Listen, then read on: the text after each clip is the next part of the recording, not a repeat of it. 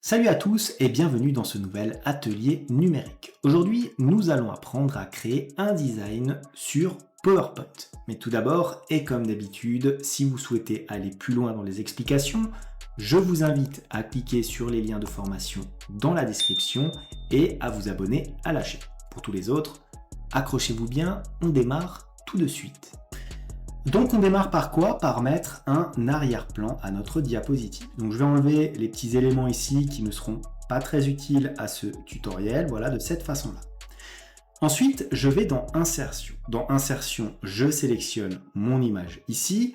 Ensuite, je prends mon appareil et je vais prendre ici le petit village en question.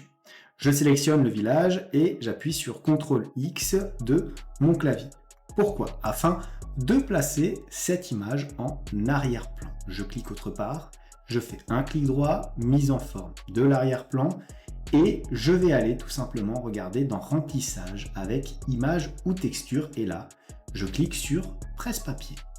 Une fois que j'ai mis en forme cette image-là, je vais mettre une ombre globale sur cette photo. Et pour ce faire, là encore, je vais dans Insertion, et une fois dans Insertion, je vais dans Forme, et je sélectionne un rectangle comme ceci.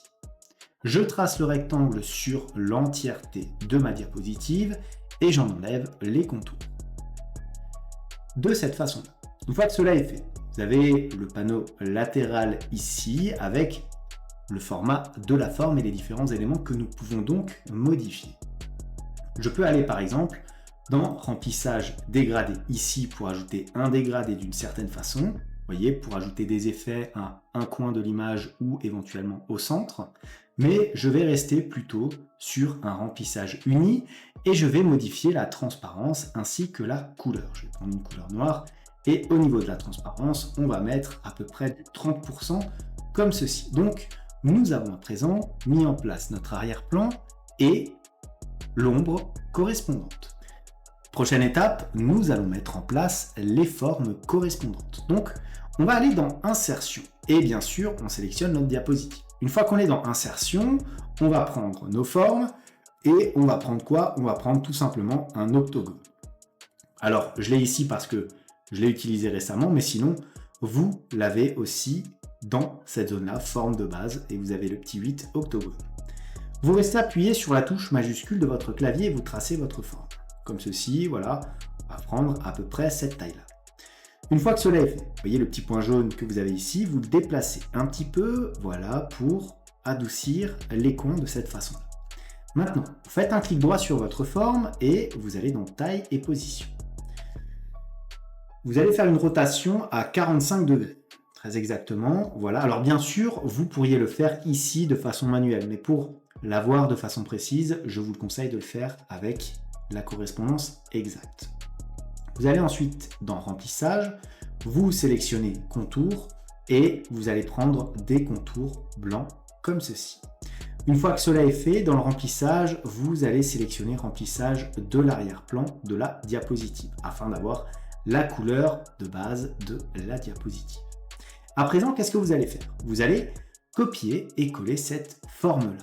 Donc, on va faire un petit CTRL-C, prendre comme ça, voilà, on la place ici. Et bien sûr, je dézoome.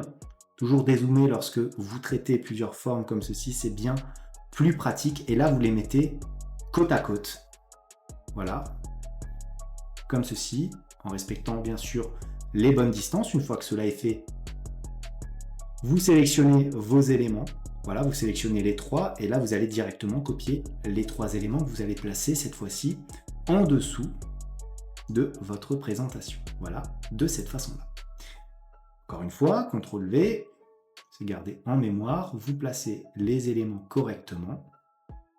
Voilà, CTRL-V, on continue et on place les éléments. Voilà, on fait bien attention à garder les mêmes distances.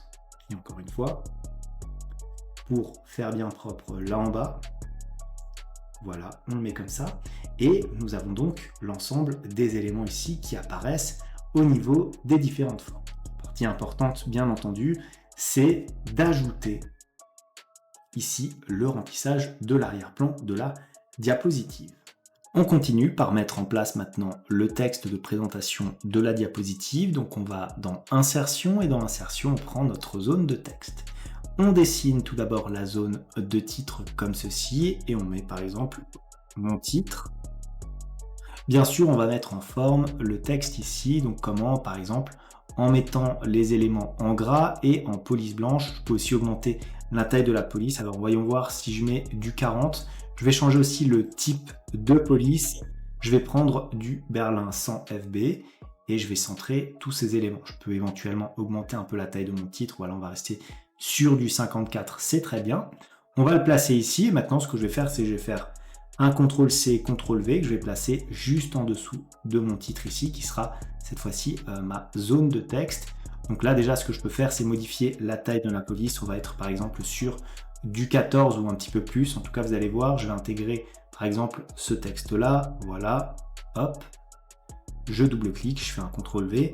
J'ai donc le texte qui apparaît ici. Bien sûr, on peut augmenter la taille si on le souhaite. Voilà, on peut passer sur du 16 ou éventuellement du 18. De toute façon, là, comme j'ai un petit peu dézoomé ma diapositive, forcément, on ne voit pas forcément bien. Mais regardez, si je zoome, vous voyez que c'est tout à fait lisible. Et bien sûr, ce que je n'oublie pas de faire ici, c'est d'enlever le gras, voilà, pour qu'on puisse un petit peu mieux voir notre texte. Et enfin, nous allons ajouter les animations donc à notre projet. Et pour les animations, on va commencer par nos formes ici. Je vais les faire apparaître dans mon image, alors par le dessus et par le bas. Donc je vais commencer par créer et par grouper nos formes 3 par 3. Donc je vais les sélectionner en restant appuyé sur la touche CTRL de mon clavier. Et ensuite, je vais dans Format de la forme, Grouper et Grouper. Je fais pareil pour l'ensemble de mes 3 formes ici. Hop, on groupe. Voilà. Je fais attention à ne rien oublier. Ça sera plus facile ensuite pour ajouter des animations. Voilà, donc on a groupé ces éléments-là. À présent, on va sélectionner chacune des formes que nous venons de créer et on va aller dans le volet ici, Animation. Et dans notre volet animation, qu'est-ce qu'on va avoir? On va prendre par exemple ici une entrée brusque de cette façon-là. Voilà. Donc moi, mon entrée brusque, je ne souhaite pas ici la faire par le bas. Donc je vais sélectionner option de l'effet et à partir du haut, comme ceci.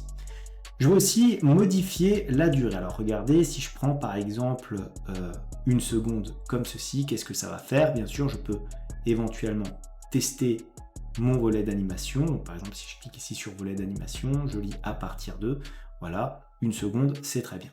Je choisis ma deuxième forme ici. Et pareil, je vais ajouter entrée brusque. Là encore, on va sélectionner à partir du haut et on va prendre une seconde de cette façon. Par contre, qu'est-ce que je vais faire? Je vais modifier le démarrage.